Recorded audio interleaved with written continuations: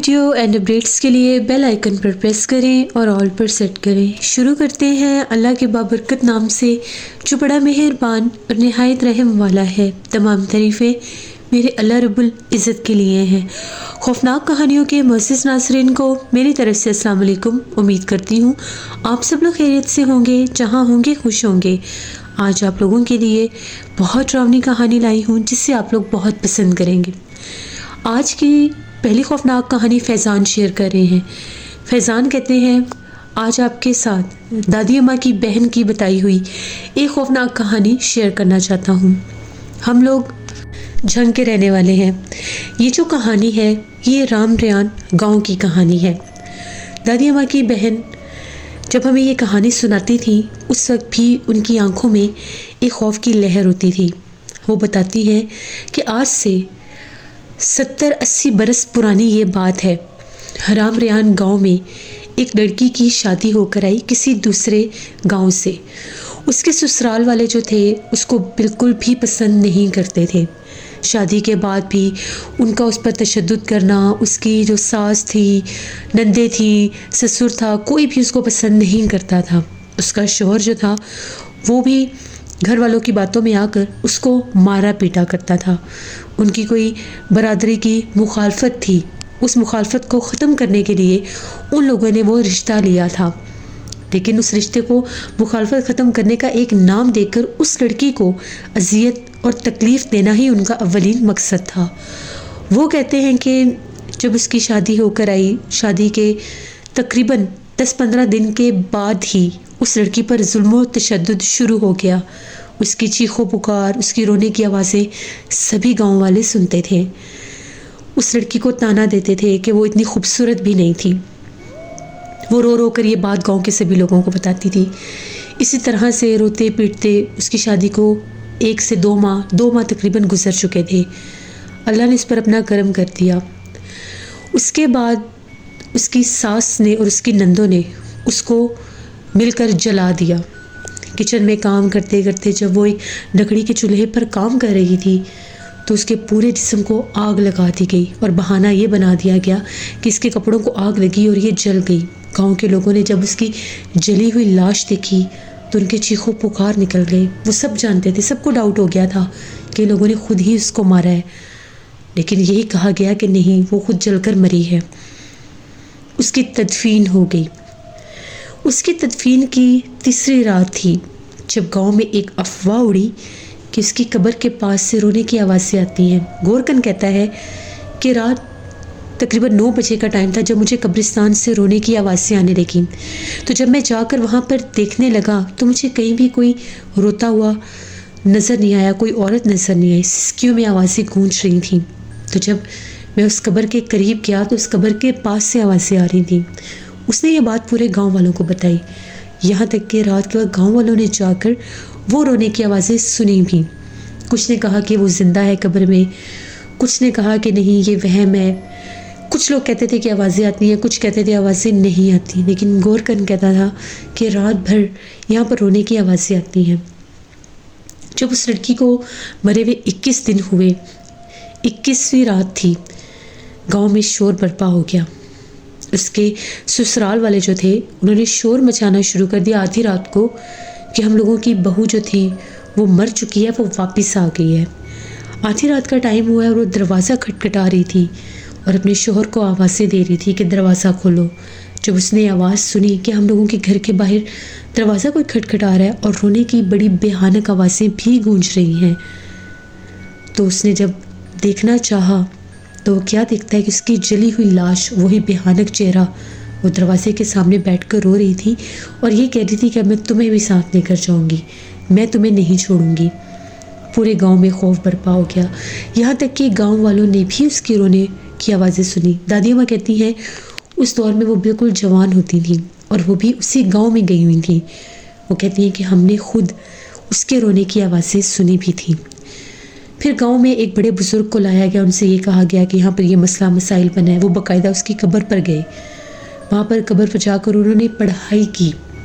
उनका ये कहना था कि जिस जगह पर इसकी कब्र बनाई गई वहाँ पर किसी मखलूक का बसेरा था।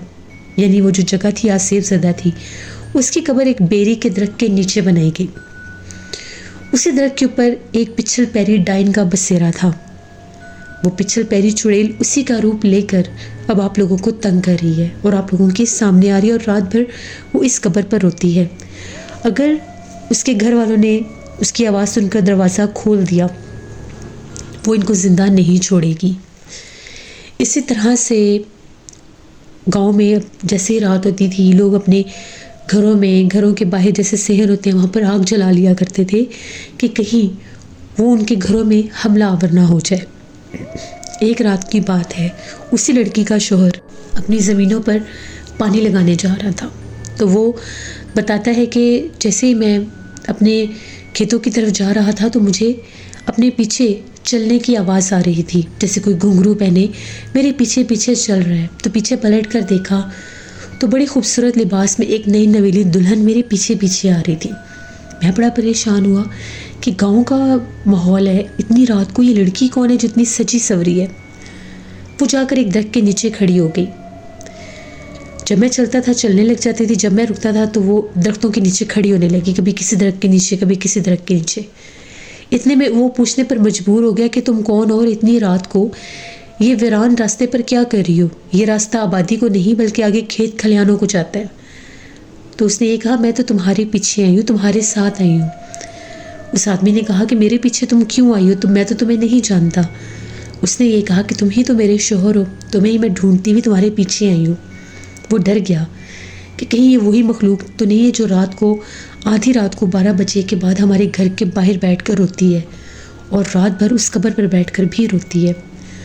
वो जैसे वहाँ से भागने लगा तो कहते हैं कि जब मैं भाग रहा था मुझे अपनी बैक साइड से वही रोने की आवाज़ें आ रही थी।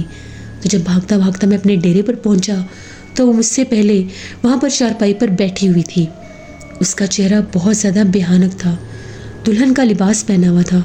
उसकी शक्ल बिल्कुल मेरी बीवी जैसी ही थी, लेकिन वो वाली शक्ल जो उसके जलने के बाद हुई थी। उसने बड़ी कोशिश की वहाँ से भागने की, लेकिन उस मखलूक ने उसके ऊपर हमला कर दिया। उसको बहुत मारा, उठा कर पटकती रही, मारती रही, मार मार के उसको बेहोश कर दिया।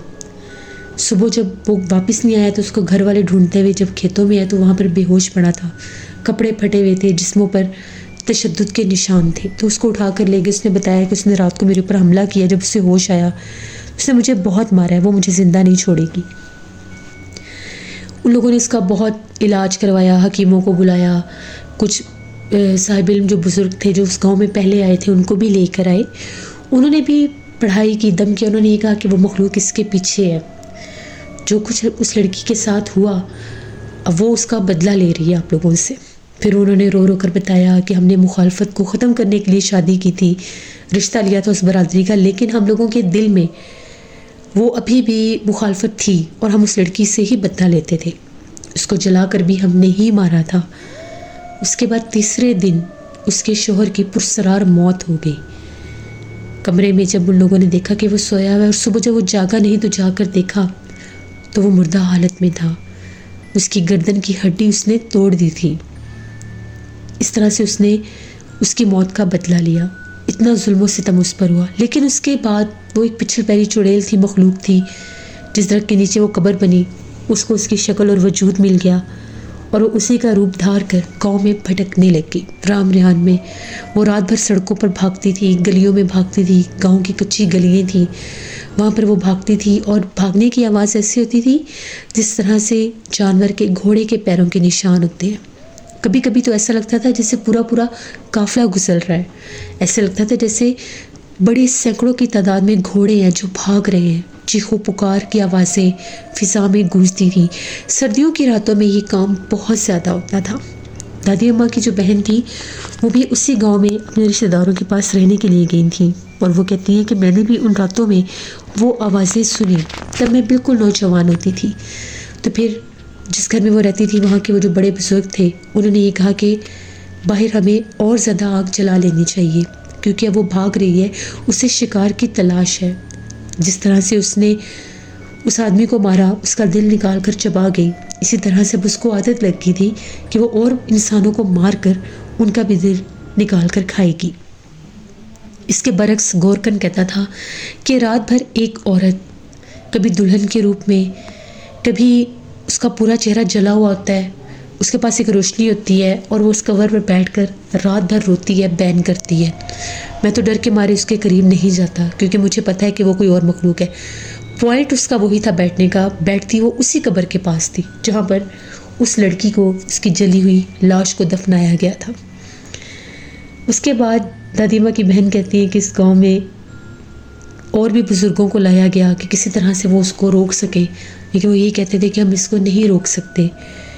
जिस दरख्त के ऊपर ये रहती थी, जब उसके नीचे वो कब्र बनाई गई तो उसको एक वजूद मिल गया, वो शक्ल मिल गई।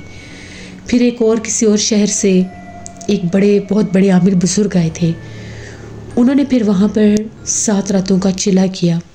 उन 7 रातों में वो गांव की गलियों में नहीं रोती थी, ना ही भटकती थी, लेकिन जिस घर ने, जो उसके ससुराल वाले थे, उन पर तकरीबन हर 5-6 माह के बाद उनका कोई नुकसान हो जाता था, कोई जानी नुकसान हो जाता था और अचानक हो जाता था, क्योंकि उन्होंने उस पर बहुत तशद्दुद किए थे।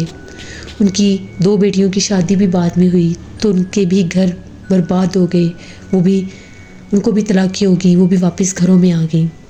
बहुत बुरे उनके हाल थे। उन्होंने जो जुल्म किया था वो पलट कर उन पर वापस भी आया। उनके घर में रात रात भर रोने की आवाज़ें आती थी। कभी तो वो नज़र आ जाती थी मखलूक, लेकिन कभी वो नज़र नहीं भी आती थी। फिर वो लोग इस हद तक खौफज़दा हुए कि वो गांव छोड़कर ही चले गए। वो कहाँ गए कोई नहीं जानता। उनका वो घर वीरान हो गया। उस वीरान घर में रात भर वो जली हुई चेहरे वाली, वो पिछल पैरी डाइन जो थी, वहाँ पर भटकती रहती थी, नज़र आती थी, चलती फिरती। आधी रात को वहाँ पर झाड़ू लगाती थी, रोती थी, आवाज़ें देती थी, अपने शोहर को आवाज़ें देती थी, अपने सास ससुर को आवाज़ें देती थी, लेकिन उस घर की तरफ कोई आंख उठाकर भी नहीं देखता था।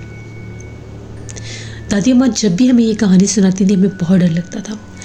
उन आमिल ने जब चिला किया, 7 दिन के चिले के बाद उन्होंने उस डाइन को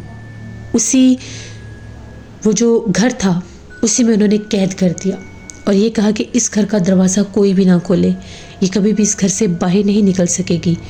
उस घर के बाद जो बाहर उसका दरवाज़ा था, वहाँ पर बहुत पुराने दौर के बड़े बड़े 3 ताले लगाए गए और उनके साथ तावीज़ बांधकर पूरे घर को चारों तरफ से हिसार कर दिया गया। उनका ये कहना था कि अगर ये धागे टूट गए, अगर ये तावीज़ किसी ने खोल लिए या इस ताले को खोलने की कोशिश की तो वो फिर आज़ाद हो जाएगी। दादी अम्मा बताती हैं उस गांव में इस दौर में उसका बहुत खौफ व हिरास था। उसके बाद वो कहती हैं कि कभी कभार हम लोग गांव में जाते थे, वो जो घर था उसके चारों तरफ इस तरह से दरख्त बन गए थे कि वो दरख्त पता नहीं कहाँ से उगे, कि वो पूरा घर जो था उन दरख्तों से घिर गया था और इस घर के आगे से भी रात को कोई नहीं था गुजरता। उसका इतना खौफ था। वो राम रियान की डाइन की कहानियाँ आज भी वहाँ पर मशहूर हैं। आज भी लोगों के लिए वो वैसे ही खौफ की अलामत है। तो ये एक स्टोरी थी जो दादी अम्मा ने हमें सुनाई और मैंने आपके साथ शेयर की। बहुत शुक्रिया फैज़ान आपका। जिससे ये बात, अल्लाह से हमेशा रहम मांगना चाहिए, कभी किसी पर जुल्म सितम नहीं करना चाहिए, चाहे मुखालफत हो चाहे जो भी हो, लेकिन इंसानियत भी कोई चीज़ होती है। कभी भी अगर आप किसी बेकसूर इंसान को नुकसान देते हैं, तकलीफ़ देते हैं, तो अल्लाह उसकी सज़ा ज़रूर देता है।